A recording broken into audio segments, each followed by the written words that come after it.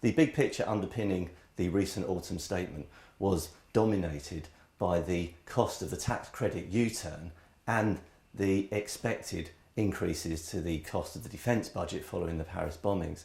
The OBR came to the Chancellor's rescue with a much rosier prediction of tax receipts and also the cost of interest payments. That enabled the Chancellor to produce a much more centrist, if you like, autumn statement. I'm going to look at the highlights that are of direct or indirect relevance to financial planners. Start with pensions, of course. We knew ahead of the autumn statement, and it was confirmed in the autumn statement, that we'd have no further detail on the likely future for tax relief on pensions. There's going to be a future, there is going to be change. The cost is just too much for there not to be change. It's around the cost of the defence budget. So we're looking at quite significant sums here.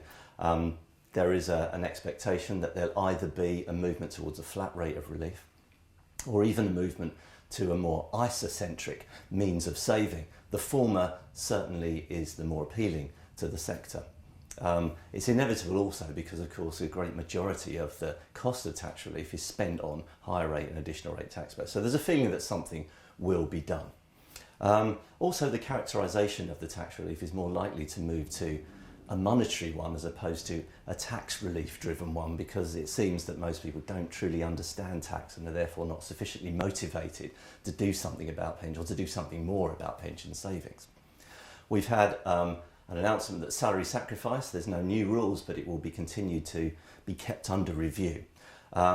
We've got the basic state pension going up from 2016 to £155.65.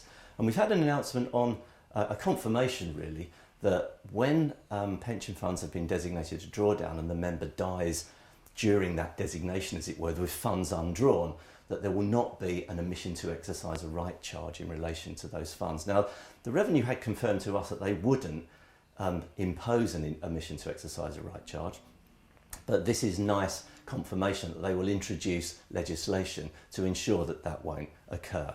There's also been an announcement in relation to pensions that we will have more detail on the proposed secondary annuity market this December. So, savings and investment, what happened there? Well, the ISA limits are going to remain the same. There was some movement forward in relation to ISAs and crowdfunding and peer-to-peer lending.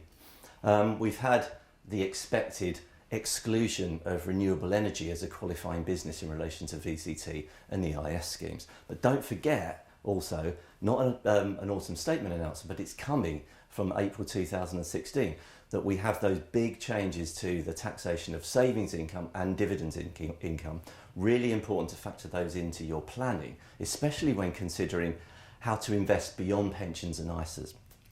Capital gains tax, nothing huge except another cash flow driven change, where there's a proposal that we will move towards a payment on account when you of capital gains tax when you sell a residential property that isn't your main residence, and that's going to be coming relatively soon.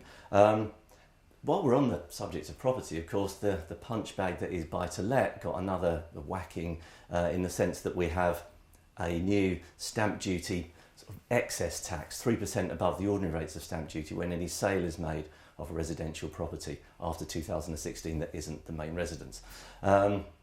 So that, combined with the proposals on interest, the interest rate deduction for tax being moved down to 20% from 2017, phased into 2020, makes one consider very carefully whether buy-to-let is such a valid investment these days. Certainly from a tax standpoint, with SDLT on the one hand and the interest rate restriction on the other, you have to do your sums very carefully, especially if you're a landlord. Inheritance tax, nothing huge here, although we had the relief that there is to be no further or no change on deeds of variation, so you can continue to use them as a means of planning, but we would always say it's much better to keep your will up to date than rely on a deed of variation that has to be executed within 2 years of death to be effective.